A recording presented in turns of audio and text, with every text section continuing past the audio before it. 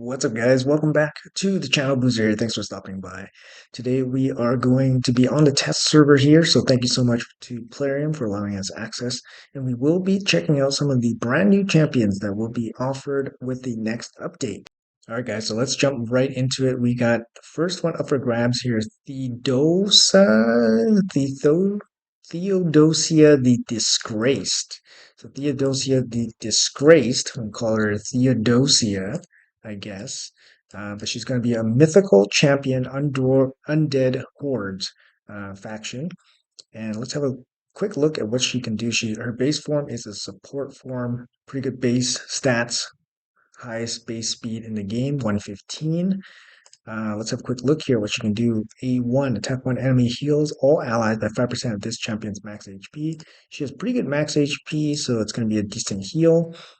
Fills this champion's turn meter by 5% for each alive ally. That's a lot. So 20% probably turn meter boost.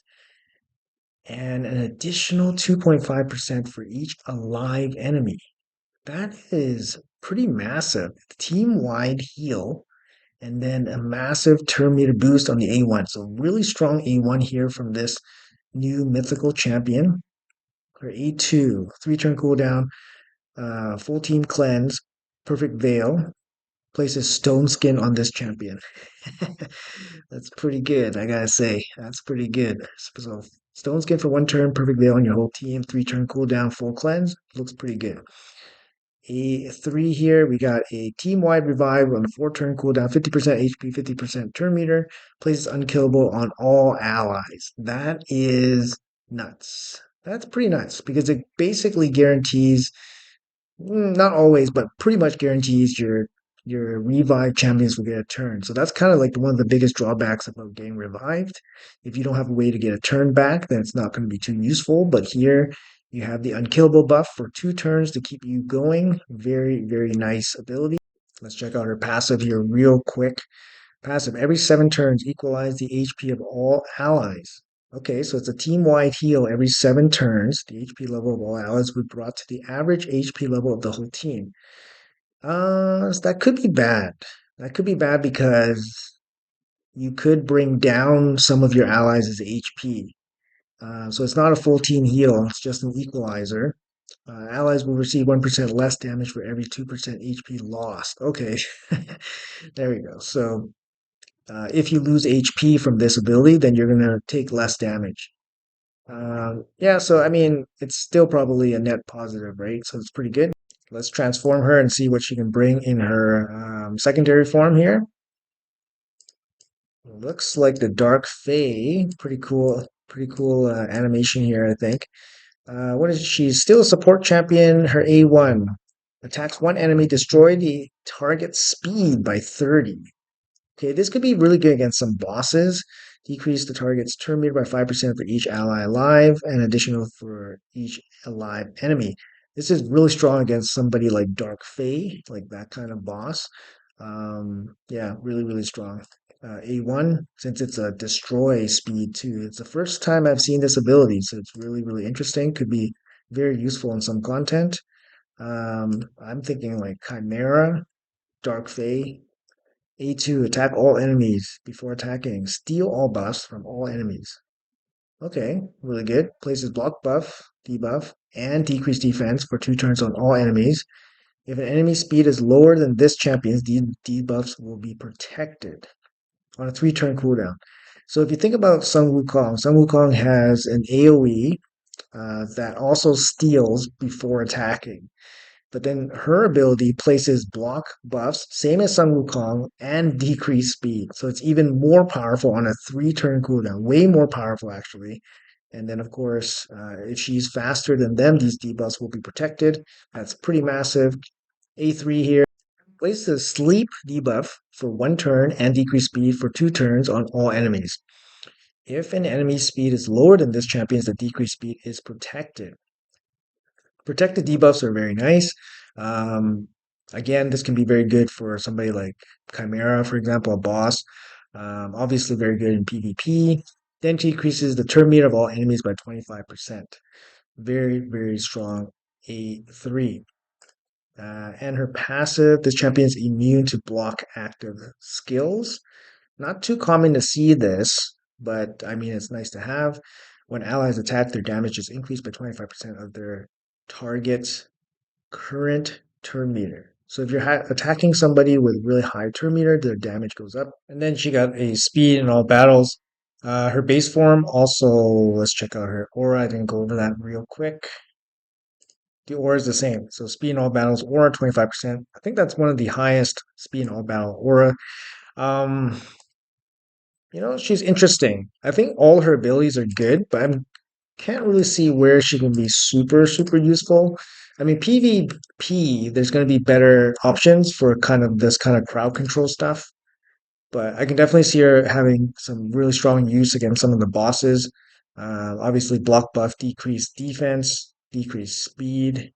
Um, yeah, and then this destroy speed can be really strong against Chimera, for example. But I'm not sure if she's going to make it into some of those teams. But anyways, that's a cool new mythical up for grabs here. Theodosia, the Disgraced. Let's move on to the next new champion we have. Tetsuya, the Deliverer. So Tetsuya, the Deliverer. Oh, interesting. Okay, we got Shadowkin Magic Affinity attack based champion. Really high basic attack, almost 1700 attack. One of the highest totals for non-mythicals. 106 base speed, got the boosted crit damage, good to see. Let's check out his abilities here. A1. Fills turn meter of all allies by 10% if this attack is critical. Um, I mean, it's always going to be critical because you're going to build him with 100% crit rate. It's not particularly insanely strong or anything like that because Taras is a really good A1, but it's similar to this, and it always happens, I think. But yeah, let's check out his A2 here. Single target hit, double hit, will place 2 extra hits if the target's turn meter is less than 50%. Okay, not too hard to hit that condition. Will ignore a percentage of the target's defense that is equal to the target's current turn meter. Will ignore a percentage of the target's defense. Will ignore a percentage of the target's defense that is equal to the target's current turn meter. So does that mean if the target has 100% turn meter, this ability will ignore 100% of the defense? That seems pretty insane. That seems pretty insane. Yeah, this ability on a 3 turn cooldown looks really insane. Resets the cooldown as a skill if the target is killed. Okay, that seems really good. Is A3. Attack one enemy, steal 100% of the target's current turn meter and places True Fear on for 2 turns. Okay. Oh, it's a faction unity champion. Okay. The turn meter steal effect and True Fear cannot be resisted or blocked. That's really important because now you don't need to build them with accuracy, which is really, really good. Increase the damage inflicted by the skill based on the difference between this champion's speed and the target speed. So there's an additional multiplier here, which can be really strong. Will also attack all other enemies with more than 50% turn meter, steal 100% of each target's current turn meter, and places True Fear on them for 2 turns. Oof. Big damage from this guy. This guy, big damage. Also places True Fear. Um, yeah, this really big damage. Potentially really big. Passive here fills the champion's turn meter by 50% whenever an enemy champion takes a turn. What? That just happens? If there are multiple champions on this, blah blah blah. Okay, so it only happens once. So 15% whenever an enemy takes a turn. That's pretty wild. Scourge of Mikage, I got it. One ally. Turn meter boost increase used on allies are 20% more effective. Turn meter increases effects used on enemies are 20% less effective. Okay, whenever this champion has turn meter fill, increase the damage of their next attack by 5%. Okay, resets after a skill is used. Okay, so it has the stacking mechanic, same like He-Man, same like Chalco. All allies are immune to turn meter reduction effects from all enemies. Very interesting. I like this champion. It seems like a very powerful damage dealer. We'll have to see. I mean, obviously his multiplier is going to be a big difference maker here, considering that he can ignore 100% of the target's defense. probably pretty easily, and it has some pretty good bonuses from the faction. Also benefits your whole team uh, by being a damage-based, you know, champion. He also has additional benefits to your whole team, which is really really nice to see. Looks good, looks good so far, and a great faction too. Next champion up for grabs here, we got Kawn Branchbreaker. So let's have a quick look at this guy. Kawn the Branchbreaker, a Void champion. All right, guys, Void champion from the Orcs. What do we got here? Defense based, decent defense. He's a damage dealer, defense based damage dealer. Okay speed, okay HP. Let's check out his abilities here. Attacks one enemy before attacking. Remove one random buff from the target. This effect cannot be resisted if this champion is under a shield buff. Not super easy to fill, but doable. Oh baby, places a block revive debuff if this attack kills an enemy. That's pretty big. On an A1 as well, that's really, really good. Increases the value of any shield buff on this champion by 30%. Can I exceed 10,000? Okay, that's a pretty good A1, especially with the block revive. I mean, always has a chance to remove the random buff. Does require accuracy, but the block revive here is very, very strong on the A1. A2 here attacks all enemies. Ignores a percentage of each target's defense equal to 50% of the difference between this champion's max HP and any shields on them. Max HP and any shields on them. So if they have, I guess if they have, let's say this guy has 20,000 HP, and let's say the enemies have 20,000 shields. Okay, that's a bit of a bad example, I think. So let's say the target has 40,000 shields, and then let's say we have 20,000 HP. So the difference is 20,000. So if you're taking, so the difference is 20,000, that's 100% difference. That's the percentage, that's the percentage gap between the max HP and the shield. So that's 100%. So you take 50% of the 100%, so that's 50% ignore defense. Um, I mean, that's pretty possible, but probably unlikely because Branch Breaker's HP will probably end up being like 40,000, and then enemy shields will be somewhere around, it'll be a bit less. Um, yeah, it'll probably be anywhere between like 10 and 20% ignore defense. I don't think it's going to be like as crazy as like 50% plus most of the time. Also destroys each target's max HP by 20% of the damage inflicted. This effect will ignore any shield buffs. Destroy max HP on a 3-turn cooldown.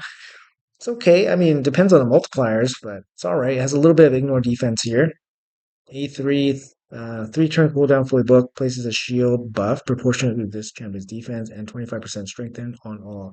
Also plays counterattack buff on this champion. So it's not quite Valkyrie. Valkyrie places a shield and counterattack on your whole team, but he does place shield and strengthen on your whole team, and then places just counterattack on himself on a 3-turn cooldown. It's not bad. Um, it's not bad. It's not an attack. That's the thing. Valkyrie actually attacks. I wouldn't say it's insane or anything, but passive. Remove one random debuff from this champion at the start of the turn. It's pretty good. Just like kind of Dune Priest esque, but only for himself. At the start of every fourth turn by this champion, remove all debuffs from them and place a increased defense buff on them for 2 turns. At the start of every fourth turn by this champion. So he has to take 4 turns. Okay.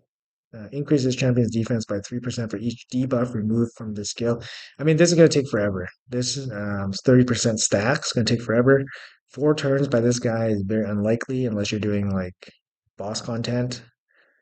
Yeah, this passive is not going to be super great for a most nuking. Like most nukers probably wouldn't. This would be the most relevant. The first part, like for example, if he's stunned, he can still get a turn once it gets back to him. So it could be relevant for damage dealer, but we don't know. He has to hit pretty hard though. Right now we're not too sure. His abilities look okay, but we'll have to check out multipliers.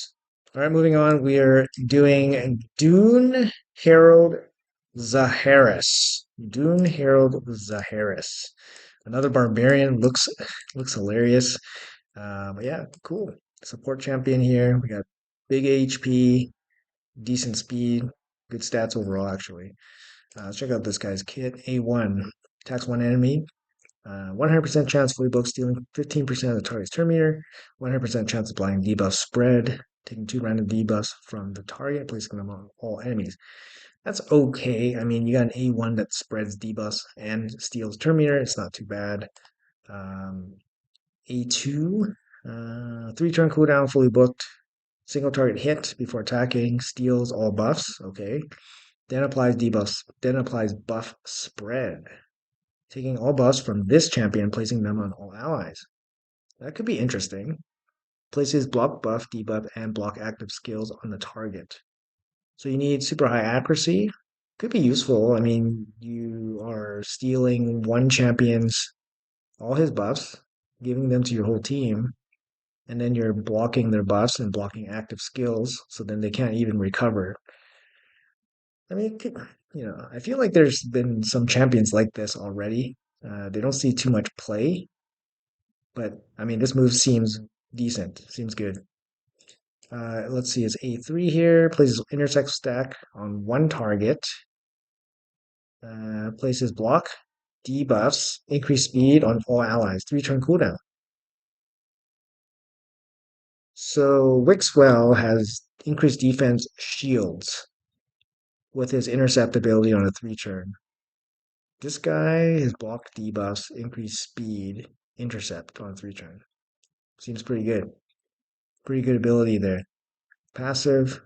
At the start of the round, places increased accuracy on all allies for 3 turns. Nice.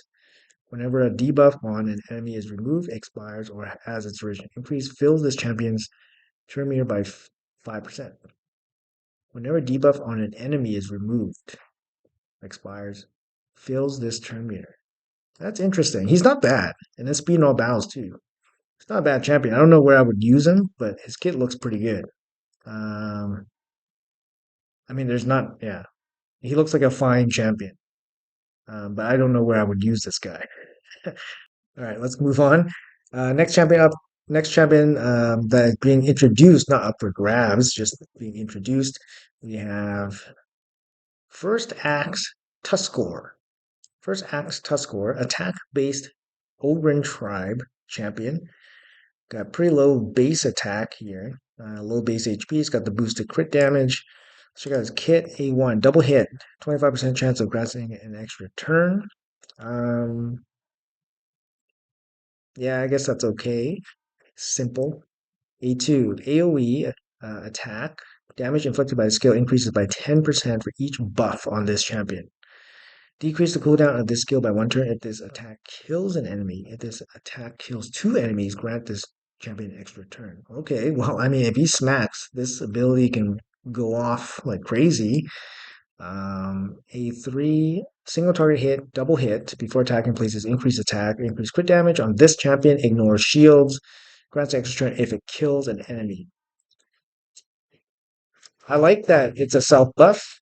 He has a decent self buff. He can ignore shields, but you're not ignoring Stone Skin or anything like that. So, yeah, it's gonna be tough. Passive here. Each extra turn this champion gets increases their crit damage by 10%, stacks up to 50. Each extra turn this champion gets also decreases the damage they receive by 5%. Okay, so that second part of his passive is probably not going to do anything, considering that he only has 15k HP. So he's not going to be able to survive too many hits, anyways. But the damage increase could be okay. He doesn't have ignore defense in his kit, so I don't think this guy is going to be very relevant. Um, yeah, just looking at his base stats, unless his multipliers are off the charts, he's probably not going to be too impactful. All right, up next we have Light Ward Sandra. Light Ward Sandra here. We got a Void Epic Champion. Void Epic Champion stats look pretty bad. It's got decent attack actually for a Epic Champion. Let's check out this kit here real quick. Single target hit, chance to steal 1 buff. If it's a crit, steal 1 buff from the target instead. So you're stealing one random buff from target. If it's a crit, you have a 100% chance. Okay, that's good to know that you can 100% steal something. Double hit on a 4-turn cooldown, single target. Each hit is a 100% chance of stealing 15% turn meter. If it's a crit, you steal 30% turn meter. Okay. A3, attack all enemies before attacking, increase accuracy, and then increase crit rate, increase duration of all buffs on this champion by 1 turn if the attack is critical. On a 3-turn. I mean, it's not enough. It's not enough, right? All right. Lastly, her passive here increases this champion's attack by 2% for each buff they receive, up to 30%. I mean, she's not going to be a super strong damage dealer or anything like that. I actually suspect that she's probably going to be the fusion epic that you will need to collect to fuse Fabian. That would be my guess. But let's see what else we got. We have one more champion here.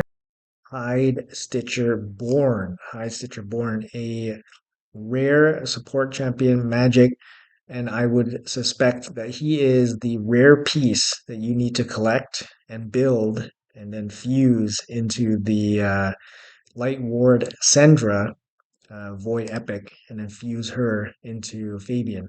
So it's not going to be an easy fusion if my suspicion is correct, but let's check over his kit real quick.